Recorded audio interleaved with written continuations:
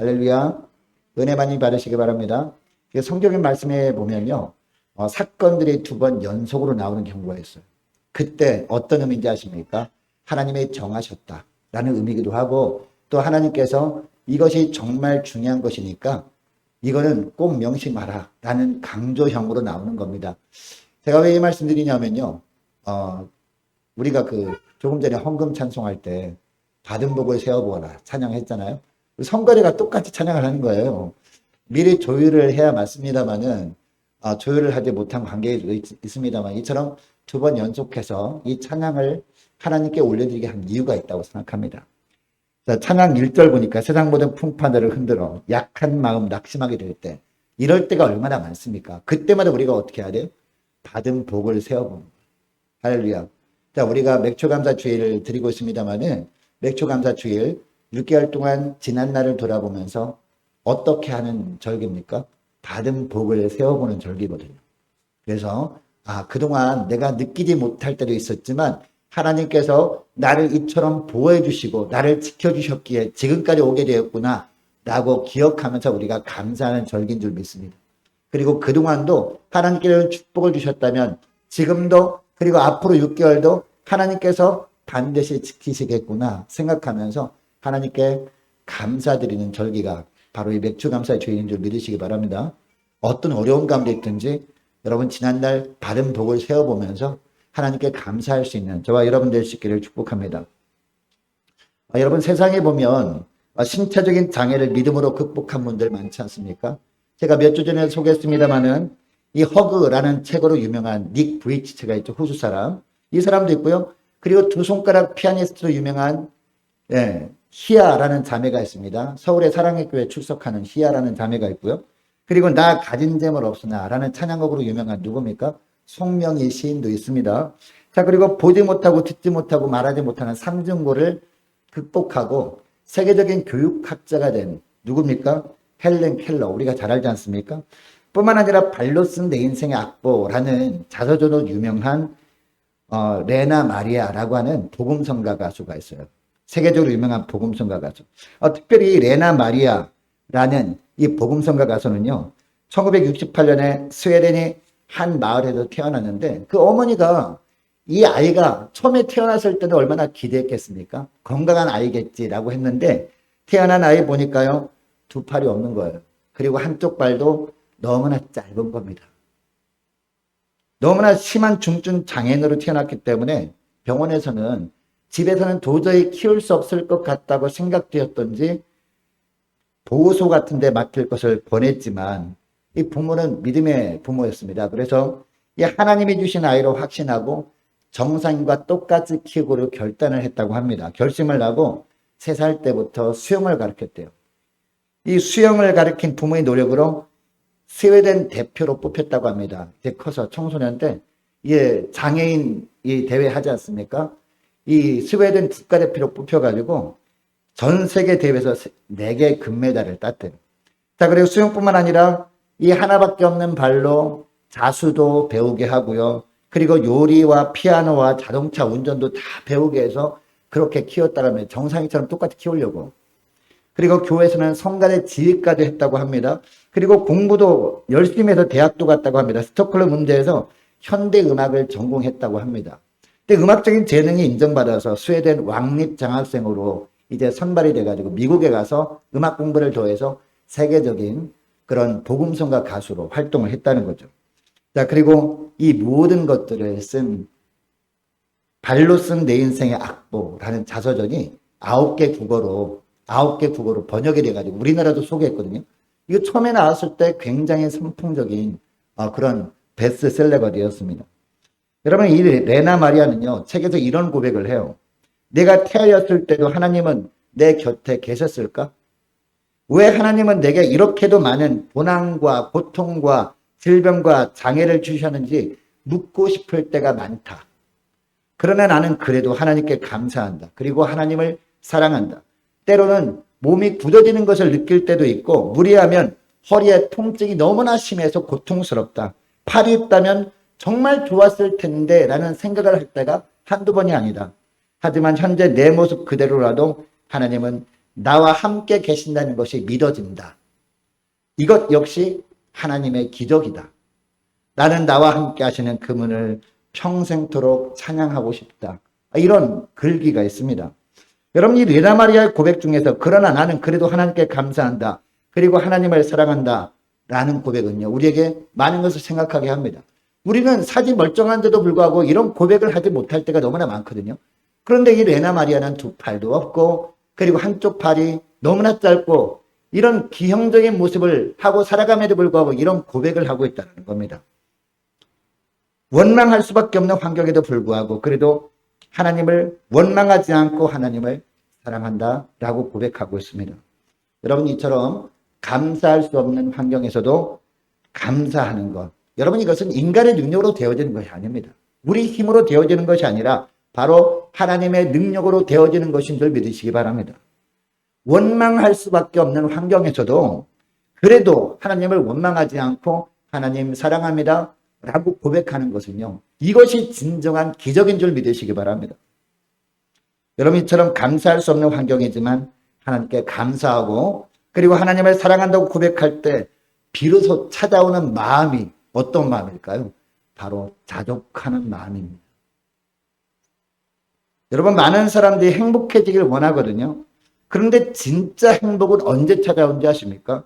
이처럼 감사할 수 없는 환경처럼 보일 때 하나님께 감사하고 뿐만 아니라 이처럼 원망할 수밖에 없는 환경 가운데 있을 때 원망하는 것이 아니라 이 하나님을 사랑합니다 라고 고백하며 살아갈 때 자족하는 마음과 함께 찾아오는 게 뭐예요? 비로소 행복이라는 겁니다. 여러분, 이 세상의 것들로 채워지지 않은 것 때문에 불행하다라고 여기는 것, 그것이 채워진다고 진정한 행복이 누려질까요? 그렇지 않습니다. 그것이 채워지게 되면요, 자꾸 더 많은 것을 원하게 돼요.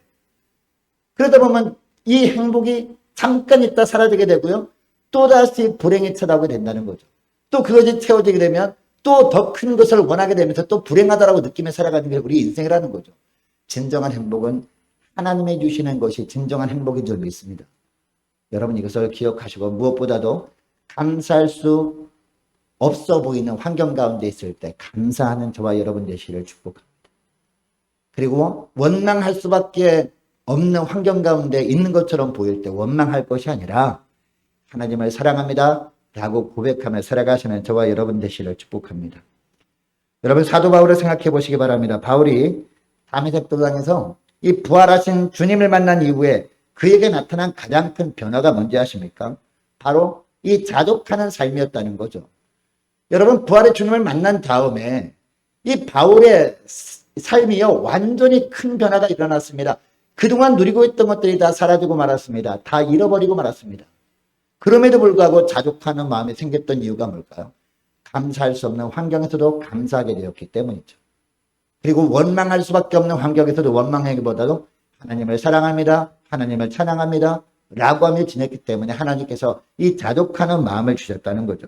자, 오늘 본문도 보시기 바랍니다. 바울이 어떤 고백을 합니까? 11절 말씀.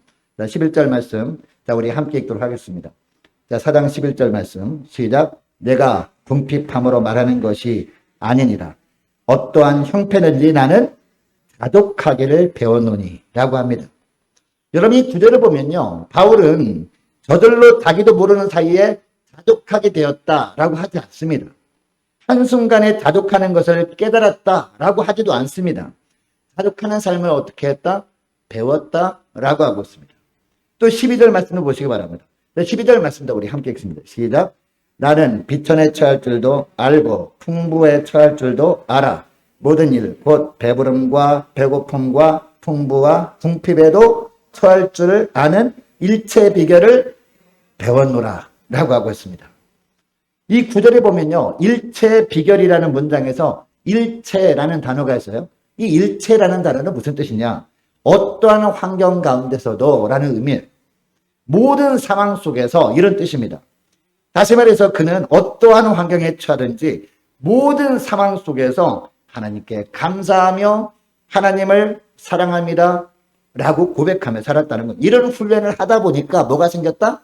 자족한 마음이 생겼다라는 거예요. 이런 훈련을 거듭하고 또 거듭하다 보니까 내 힘으로는 안 되었지만 그때 하나님의 능력이 나에게 임하면서 성령의 능력이 임하면서 감사할 수 없는 환경 가운데 감사하게 되었다. 불평할 수밖에 없는 환경 가운데 있을 때 불평하기보다 하나님을 사랑합니다. 하나님을 찬양합니다라고 고백하게 되었다. 그러니까 나의 삶 가운데 자연스럽게 찾아온 것이 뭐다? 자족하는 마음이었다.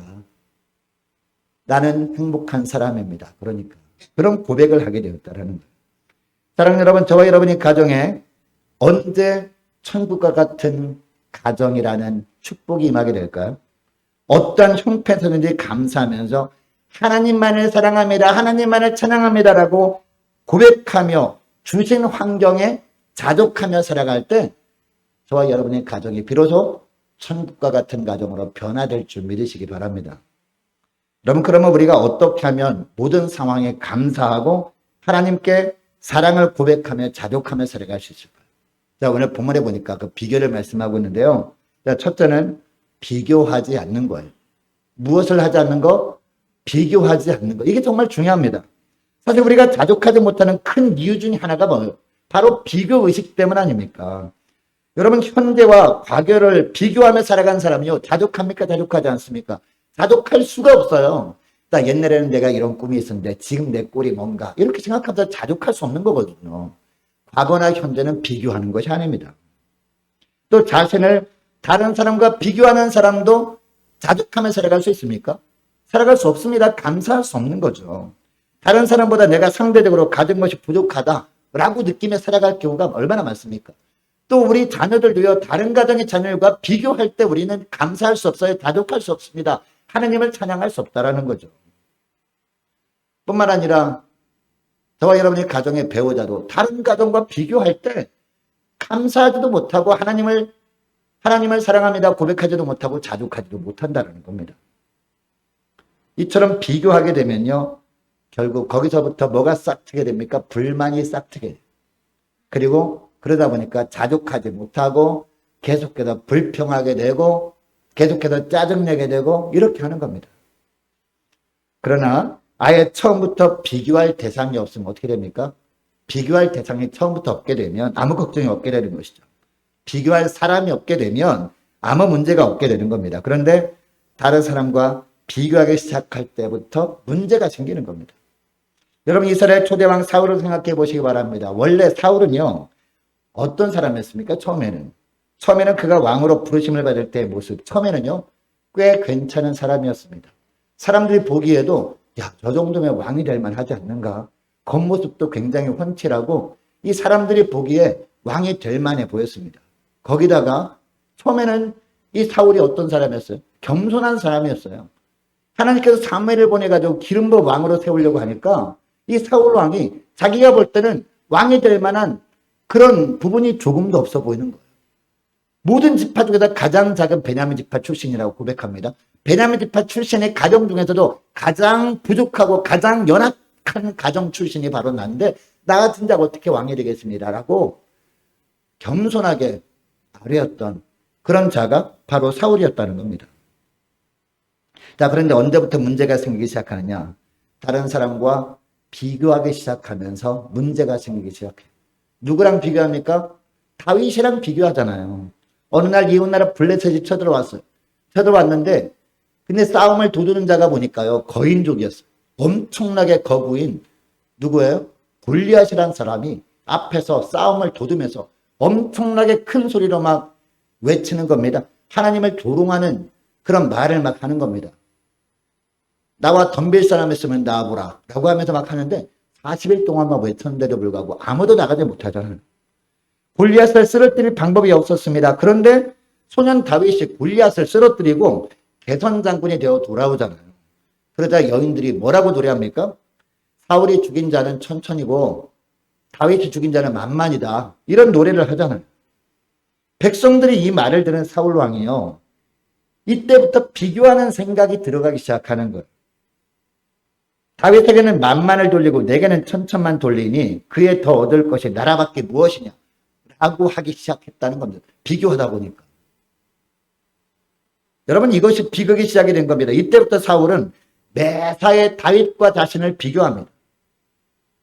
그러다 보니까 그는 이상한 사람으로 변질되고 합니다. 결국 그는 그의 인생을 어떻게 마무리되고 맙니까? 비극적으로 마무리하고 맙니다. 결국 전쟁터에서 비참하게 죽고 말죠. 여러분, 이렇게 다른 사람과 비교의식은요, 질투를 가져오게 됩니다. 감사하지 못하게 합니다. 하나님에 대한 사랑을 고백하지 못하도록 가로막아 버립니다. 결국 자족하지 못하게 하고요. 결국 행복한 삶을 포기하게 하고 맙니다. 또 현재를 과거와 비교하는 사람도 감사하지 못하고 하나님께 사랑한다는 고백도 하지 못하고 자족하지 못합니다. 이렇게 현재와 비교하다 보면 어떻게 됩니까? 후회만 하게 되죠. 네. 지난 목요일날 전도훈련 하는데 한 분이 이렇게 전도할 때 시범을 보이지 않습니까? 근데 이렇게 대화하는데 어떤 분이 공동묘지 가보니까 이상한 소리가 들리더라고요. 껄껄껄껄 소리가 들리더래요. 뭔 소린가 했더니 옛날에 죽기 전에 뭐 할 걸, 옛날에 할 걸, 그런다는 거예요. 모든 사람이 껄껄껄껄 한다는 거예요. 왜 그렇습니까? 과거와 현재를 비교하니까. 이 과거와 현재를 자꾸 비교하다 보면 후회만 하게 되고 불평만 하게 되고 원망만 하게 되더라는 거죠. 여러분, 과거와 현재 비교하지 마시기 바랍니다. 과거는 과거일 뿐이에요. 여러분, 사도 바울은 다메섹 도상에서 예수 그리스도를 만난 후에 그의 삶의 기준이 완전히 바뀌어버렸습니다. 사실 바울은요, 어릴 때부터 부족한 것이 없이 자랐습니다. 당시 세계를 호령하던 로마의 시민권을 가지고 있던 그런 가정 출신입니다. 뿐만 아니라 당대 최고의 명성을 날렸던 가말리엘 선생의 문화생이었습니다. 그런 그가 지금 현재 어떤 상황입니까? 지금 우리가 빌립보서 말씀 읽었잖아요. 빌립보서는요, 옥중서신입니다. 지금 로마 감옥에 갇혀 있는 겁니다. 비인격적인 대우를 받고 있는 겁니다. 과거 같았으면 상상조차 못할 일 아닙니까? 로마 시민권이 있는데 인간적으로 보면 자존심이 상하는 일이었습니다. 억울한 일이었습니다. 그런데 그가 감옥 안에서 뭐라고 고백하고 있습니까? 내가 무엇을 배웠다고요? 자족하기를 배웠다라는 겁니다. 내가 일체의 비결을 배웠다라는 겁니다. 왜요? 과거와 현재를 비교하지 않으니까 지금 현재 주어진 상황 가운데 하나님께서 나에게 어떤 은혜를 주고 계신가, 여기에 집중하다 보니까 감사하게 되더라. 그리고 하나님을 찬양하게 되더라. 하나님께 사랑을 고백하게 되더라. 그러다 보니까 자족하는 마음이 생겼다. 일체 비결을 배웠다라고 하고 있다는 것입니다. 여러분이 사도 바울의 삶을 배우시기를 주의 이름으로 축복합니다. 현재 여러분의 삶을 지나간 과거의 삶과 비교하지 마세요. 내가 예전에 다른 남자를 만났더라면 내 형편이 좀 더 나아지지 않았을까? 틀렸습니다, 여러분. 하나님 보시기에는 지금이 최상인 줄 믿으시기 바랍니다. 할렐루야. 내가 옛날에 자녀 교육을 이렇게 했다라면 얼마나 좋았을까? 지나간 과거는 지나간 겁니다. 우리 주님은요, 과거는 돌아보지도 말라라고 합니다. 뭐가 중요해요? 현재가 중요합니다. 또 뭐가 중요해요? 앞으로 하나님께서 어떻게 우리 아이들을 이끌어 가실까? 여기에 집중하니까 중요하지. 지나간 날 우리가 후회한다고 자꾸 비교한다고 해서 지나간 날을 우리가 고칠 수 있나? 고칠 수 없습니다. 그래서 비교하지 말라라고 하는 겁니다. 또한 여러분의 삶을 다른 사람의 삶과 비교하지 마시기 바랍니다. 비교하지 말고 있는 그대로를 받아들이시기를 축복합니다. 우리가 우리의 삶에서 범사에 감사하며 하나님에 대한 사랑을 고백하며 자족할 수 있는 첫 번째 비결이 뭐라고요? 다른 사람과 비교하지 않고 나의 현재의 삶과 과거의 삶을 비교하지 않는 데 있다. 이 말씀을 하고 있습니다. 그리고 두 번째는요, 욕심 부리지 않는 것. 두 번째 비결이 뭐라고요?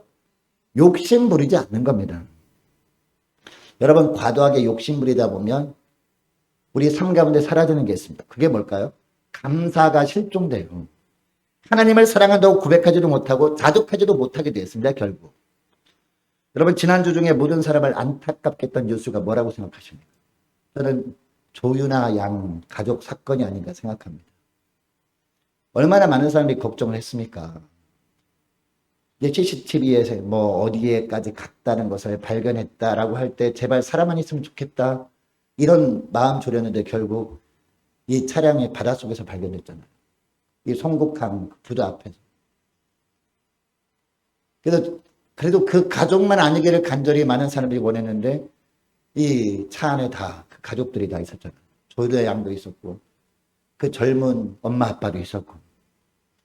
여러분, 그 부모가 10살 된 딸을 차에 태우고 극단적인 선택을 한 이유가 무엇이었습니까? 이 뉴스 보도에 의하면 이 루나코인 투자 실패 때문이었다라는 보도가 있더라고요. 루나코인이 뭡니까? 가상화폐잖아요. 이 가상화폐 처음에는 조금씩 투자를 했대요. 투자를 했는데 엄청 재미를 봤다는 거예요. 투자한 거에 뭐 한 50배 수익도 올리고 100배 수익도 올리고 하면서 이게 적게 투자할 때는 계속 수익을 보니까 이것밖에 없다라고 하면서 컴퓨터 가게도 이제 폐업을 한 거예요. 폐업을 하고 여기에 올인을 한 겁니다. 재산을 거의 다 딱 투자를 했는데 근데 루나코인이 90% 폭락을 해버린 거예요. 재산을 거의 다 잃어버린 거죠. 그러니까 얼마나 완전히 낙심이 됐을까? 왜 그랬을까? 바로 욕심 때문 아닐까요? 욕심. 이 가게를 해서 몇 푼 버는 것보다 이처럼 지금까지 코인 투자해가지고 엄청난 수익을 올렸으니까 전 재산을 투자하고 또 빚을 져서 투자하게 되면 야, 정말 짧은 시간에 대박 나겠다라고 생각을 한 거죠. 그리고 아이한테도 그렇게 얘기하지 않았겠습니까? 우리가 돈 많이 벌어서 행복하게 살자라고 하지 않았겠습니까? 여러분, 세상 사람들은요, 행복한 삶은 외적인 조건이 있다고 생각을 합니다. 그래서 돈과 명예를 얻었지만 여러분, 자족하는 삶을 삽니까? 코인 투자해서 많은 돈을 벌었다고 칩시다. 그걸로 만족할까요? 그 번 걸 가지고 재투자해가지고 더 많은 것을 얻으려고 합니다. 그렇게 하다 보니까 다 투자해버렸기 때문에 베풀며 살지도 못해요. 감사하며 살지도 못합니다. 더 많은 것을 얻으려고. 그걸 얻으면 또 더 많은 것을 얻으려고 하다 보면 결국 그렇게 하다가 후회할 일만 남기며 살아가는 너무나 많은 사람들이 있다는 거죠. 조금만 더를 외칠 뿐 채워지지 않는 공허감 때문에 고통스러워하는 것이 많은 사람들의 고백입니다. 그러나 사도 바울은 본문 12절에 이렇게 고백하죠. 12절 말씀을 다시 보시기 바랍니다. 12절 다시 한번 제가 읽어드릴게요. 나는 비천에 처할 줄도 알고 풍부에 처할 줄도 알아. 모든 일 곧 배부름과 배고픔과 풍부와 궁핍에도 처할 줄 아는 일체 비결을 배우노라. 모든 환경을 누가 주신 것이라는 거예요? 하나님이 주신 것이라면 감사함으로 받을 줄 알았다는 거죠. 풍부함도 하나님이 주실 수 있습니다. 가난한 상황도 하나님이 주실 수 있습니다. 그러나 하나님이 주시는 환경이라면 나는 감사할 수 있다. 그렇게 살다 보니까 자족하는 마음이 오게 되더라. 그렇게 하다 보니까 지금 가진 것은 없지만 가진 것이 있을 때도 없을 때도 나는 주님 한 분만으로 행복한 삶을 살게 되었다. 이런 고백을 하는 것 아니겠습니까? 우리가 우리의 삶에서 늘 감사하며 하나님께 대한 사랑을 고백하며 자족할 수 있는 두 번째 비결이 뭐라고요? 욕심 부리지 않는 겁니다. 여러분, 욕심 내려놓으시기를 축복합니다. 지금 있는 환경에 자족할 수 있기를 주의 이름으로 축복합니다. 그리고 세 번째 비결은요, 주님만 의지하는 거예요. 여러분, 빌립보서 살펴보게 되면 반복되는 한 단어가 뭡니까? 기쁨이라는 단어가 제일 많이 나오거든요. 기뻐하라, 기뻐하라, 기쁨, 기쁨, 기쁨. 기쁨이라는 단어가 굉장히 많이 나와요. 빌립보서. 그래서 빌립보서를 기쁨의 책이라고 합니다. 사도 바울이 서신이 많이 있어요. 13권이나 했어요. 그 중에 빌립보서는요, 옥중 서신이랄까요? 감옥에 갇혔을 때 쓴 서신인데 특별히 기쁨이라는 단어가 이렇게 많이 나오고 있는 거예요. 이 사도 바울은 이 기쁨이라는 단어를 말씀하면서 앞에 항상 수식어를 붙입니다. 그 수식어가 뭐냐? 바로 주 안에서라는 문장입니다. 자, 3장 1절 말씀을 가서 보시기 바랍니다. 자, 3장 1절 가서 보니까 끝으로 나의 형제들아 어디에서 기뻐하라? 주 안에서 기뻐하라 라고 하고 있습니다. 그리고 4장 4절도 보니까요. 4장 4절 보세요. 어떻게 기뻐하라? 주 안에서 어떻게? 항상 기뻐하라 라고 하고 있습니다. 그리고 오늘 보면 10절 말씀을 보세요. 10절 보니까 내가 누구 안에서? 주 안에서 크게 기뻐함은 이라고 합니다. 계속 주 안에서 기뻐하라. 주 안에서 주 안에서 주 안에서 기뻐하라는 그 명령이 왜 기뻐하라는 겁니까? 주 안에 있기 때문에 기뻐하라는 거예요. 주 안에 있기 때문에. 여러분, 사실 바울은 외적 조건으로는 도저히 기뻐할 수 없는 형편이었잖아요. 그는 지금 죄수의 몸으로 묶여서 로마 감옥에 갇혀 있어요. 그에게는 이미 사형 선고가 내려져 있습니다. 사형 집행 날짜만 기다리고 있다는 겁니다. 하루하루가 마지막 삶이라고 할 수도 있었습니다. 그런데 그는 그 가운데서도 기뻐하고 있습니다. 뿐만 아니라 어떠한 상황 속에서도 자족한다라고 하고 있습니다. 여러분, 바울이 기뻐할 수 있었던 비결이 무엇일까요? 그가 감옥에 갇혀 있으면서도 감사하며 자족할 수 있었던 이유가 뭘까요? 그는 비록 몸은 감옥 안에 있었지만 그의 영혼은 누구 안에 있었기 때문에, 주 안에 있었기 때문에 그런 고백을 할 수 있었던 겁니다. 여러분, 그는 다메섹 도상으로 가는 도중에 주님을 만난 이후부터요, 달라진 삶이 뭐예요? 주님만 의지하며 살았다는, 그 이전은요 자기 자신만 믿고 살았어요. 내가 열심히 공부해서 가말리엘 문화생까지 왔는데 내가 바리새인 중에 바리새인이 되리라, 바리새인 중에 최고가 되리라, 이런 생각하지 않았겠습니까? 그래서 예수 믿는 사람을 잡아서 대제사장들에게 넘겨주기 위해서 다메섹으로 가던 길 아니었습니까? 근데 주님을 만난 다음부터는 완전 달라졌다는 거죠. 이제는 자신을 믿지 않고 주님을 믿게 되었어요. 주님만을 의지하게 되었다는 거죠. 자, 13절 말씀 보시기 바랍니다. 주님만을 의지했더니 어떤 일이 생겼느냐? 13절 말씀 함께 읽습니다. 시작. 내게 능력 주시는 자 안에서 내가 모든 것을 할 수 있느니라. 아멘. 여러분, 이 말씀 많은 사람들이 오해하는 구절이죠. 내 삶의 경제적으로 아무리 가난해도 능력 주시는 전능하신 주님을 믿고 의지하면 내 가난이 부유한 환경으로 바뀌어줄 수 있다라고 생각하며 지내시는 분들이 많습니다. 여러분, 이 말씀은 그런 의미가 아니죠. 지금 내가 육신이 연약한 가운데 있지만 우리 주님이 능력으로 내가 건강하게 될 수 있다. 물론 하나님은 그렇게 하실 수 있는 분입니다. 그러나 그것만을 위한 하나님이 아니라는 겁니다. 이 말씀의 의미가 뭐냐?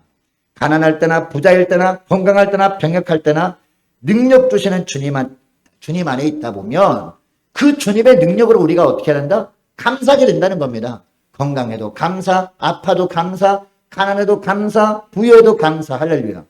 모든 환경 속에서 감사할 수 있는 능력은 누구한테 오는 것이다? 주님으로부터 오는 것이다 라는 의미예요. 여러분, 하나님은 가난을 부유함으로 바꿔주시는 전능하신 하나님이십니다. 그러나 가난 속에서도 승리할 수 있도록 우리를 도우시는 주님이시라는 겁니다. 하나님은 병든 육체를 건강한 육체로 고쳐주실 수 있는 능력이 주님 맞습니다. 반면에 병은 그대로 놓아두고도 그 가운데서도 감사하며 하나님 사랑합니다라고 고백할 수 있는 능력을 주시는 주님이시라는 겁니다. 그러므로 약함을 강함으로 바꿔주시는 주님만 의지할 수 있기를 축복합니다. 가난 가운데서도 약함 가운데서도 감사하며 주님만 사랑합니다. 고백하며 자족하며 살아갈 수 있기를 축복합니다. 여러분, 고통 가운데 있습니까? 어떤 역경 가운데 있습니까? 고난과 역경 속에서도 하나님께서는요, 저와 여러분들을 잠잠히 바라보시며 사랑하고 계시는 주님이신 줄 믿습니다. 그리고 우리를 향한 놀라운 계획을 가지고 계신 주님이심을 믿습니다. 여러분, 예수 믿는 사람의 삶에는요, 우연이란 있습니까? 없습니까?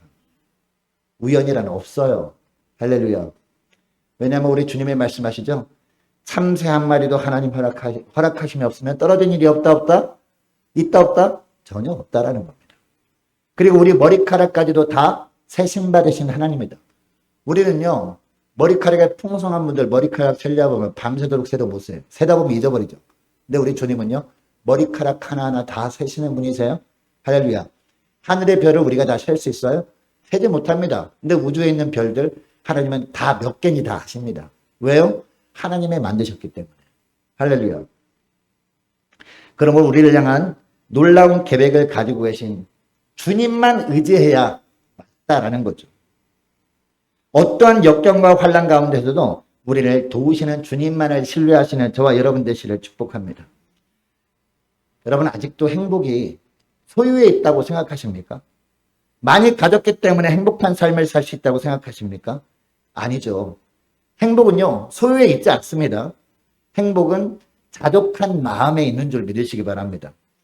여러분, 미국의 그 워렌 위어스비라는 유명한 목사님이 있어요. 이 목사님이 쓴 책에 보니까 이런 글이 있어요. 자족하는 마음은 마치 온도 조절기 같다라는 이야기를 합니다. 여러분, 온도계하고 온도 조절기는 다르죠. 지금 우리가 이처럼 더운 날씨에도 시원한 이 에어컨 바람을 쏘면서 있는 이유가 뭔지 아십니까? 저 에어컨 속에는요, 온도 조절기가 있거든요. 저기 에어컨만 있는 것이 아니라 냉방기도 되잖아요. 그죠? 이 온도 조절기가 있기 때문에 온도 조절기가 어떤 역할을 합니까? 이 기온이 굉장히 뜨거워요. 예. 굉장히 뜨거운 날씨입니다. 그럼 어떻게 해요? 온도 조절기는요, 그것을 뜨거운 열기를 딱 감지하게 되면요, 열을 내려줘요. 그래서 시원하게 만들어져요. 그럼 날씨가 굉장히 추워요. 그럼 어떻게 합니까? 온도 조절기가 딱 감지해서 온도를 높여줘요. 그래서 뜨거운 바람이 불게. 그래서 안 춥게 만들어주는 거예요. 그러나 여러분, 온도계는 어떻습니까? 온도계는요, 딱 그 뜨거운 열기를 딱 감지하면 어때요? 그거에 따라 반응하는 그거에 따라. 그게 반응해가지고 뜨거운 열기가 딱 느껴지게 되면 온도계가 높아지죠. 그죠? 뭐 35도, 40도 막 높아져요. 또 이제 기온이 하강하면 어떻습니까? 온도계가. 그걸 딱 감지하게 되면 이 눈금이 자꾸 내려가. 그대로 이제 막 춤추는 거, 환경에 따라 막 춤추는 거. 기쁠 때는 막 감사하고 찬양하고 하다가, 그러나 슬플 때, 낙심이 될 때는 막 축축 늘어져가지고 교회 가야 되나 말아야 되나, 하나님의 살아계신 하나님의 살아계신 막 왔다 갔다 한다는 거예요. 이게 어떤 삶입니까? 온도계 같은 삶이라는 거예요. 온도에 따라, 환경에 따라 막 춤추는 겁니다. 천국의 삶을 살다가 지옥의 삶을 살다가. 여러분, 온도계 같은 삶을 살길 원하십니까? 아니면 온도 조절기 같은 삶을 살길 원하십니까? 어떤 삶을 살길 원하시기 어려우세요? 온도 조절기는요, 어떤 삶을 사는 겁니까? 환경에 구애받지 않는 겁니다. 환경에 구애받지 않고 날마다 하나님께 감사하고 하나님 사랑합니다 고백하고 자족하는 삶을 사는 거란 말이에요. 어떤 환경에서도. 이게 바로 온도 조절기 같은 삶을 사는 겁니다. 여러분, 온도계 같은 삶을 사는 것을 주님이 원하실까요? 아니면 온도 조절기 같은 삶을 사는 것을 주님이 원하실까요? 당연히 온도 조절기 같은 삶 아닙니까? 어떤 환경에서도 흔들리지 않고 믿음으로 살아가는 거예요. 어떤 환경에서 주님만을 찬양하고 주님께 어떤 환경에서도 감사하고 감사할 거리가 없음에도 감사하고, 그리고 불평할 수밖에 없는 환경에서도 하나님만을 사랑합니다. 주님만을 의지합니다라고 고백하는 삶 아닙니까? 이런 삶에서 행복이 샘솟는 겁니다. 할렐루야. 여러분, 주님은 우리가 불행하기를 원하지 않으세요. 날마다 행복한 삶을 살기를 원하십니다. 그런데 행복은 소유에 있지 않다니까요. 그러니까 우리가 하나님 왜 저에게는 이런 거 안 주셔가지고 왜 행복하지 못하게 하십니까? 라고 하는 건 잘못된 겁니다. 왜? 행복은 소유에 있지 않기 때문에. 그것을 가진다고 행복이 아니라니까요. 자꾸 더 많이 가지려고 한다니까요. 진짜 행복은 어디에 있어요? 주님 안에 있습니다. 행복은 가치에 있습니다. 주님과의 관계에 있다는 거죠. 여러분, 이것을 기억하시고 온도계 같은 삶이 아니라, 환경에 따라서 왔다 갔다 하는 삶이 아니라 환경과 상관없이 믿음으로 사는 온도 조절기 같은 삶을 살아가시는 저와 여러분 되시기를 축복합니다. 날마다 하나님의 놀라운 능력으로 말미암아 자족한 마음으로 살아가심으로 말미암아 주님이 예비하신 영원한 행복을 누리며 살아가시는 저와 여러분 되시기를 주의 이름으로 축복합니다. 기도하겠습니다. 하나님 아버지, 감사합니다. 우리를 사랑하시는 하나님께서 우리에게 참 행복의 길로 인도해 주시려고 오늘도 은혜의 말씀을 베풀어 주심을 감사드립니다. 특별히 지난 6개월 동안 지난 날을 돌아보며 하나님께서 얼마나 감사할 일을 주셨는지 생각하며 우리가 감사하게 하시고, 앞으로도 주님이 우리에게 주실 축복을 기대할 수 있도록 주님, 무엇보다 맥주감사 주일 예배 말씀을 주심을 감사합니다. 하나님, 행복은 소유에 있지 않고 주님과의 관계에 있음을 알았사오니 비교하지 않게 하시고 욕심부리지 않게 하시고 늘 주님만 의지하고 주님만 신뢰하며 살아감으로 말미암아 감사할 수 없어 보이는 상황에서도 주님 안에 거하는 것으로 인해 감사하며 살게 하시고, 주님에 대한 사랑을 고백하며 주님이 주신 환경에 자족하며 살게 하여 주셔서 앞으로 6개월도 예수 그리스도 안에서 누리는 참 행복을 누리며 하나님께 영광 돌리며 살게 하여 주옵소서. 하나님, 상황에 따라 춤을 추는 온도계 같은 삶이 아니라 상황에 관계없이 늘 주님만을 신뢰하고 자족하며 사는 온도 조절기 같은 삶을 사는 저희들 다 되게 하여 주옵소서. 감사드리오며 우리 주 예수님의 이름으로 기도드리옵나이다. 아멘.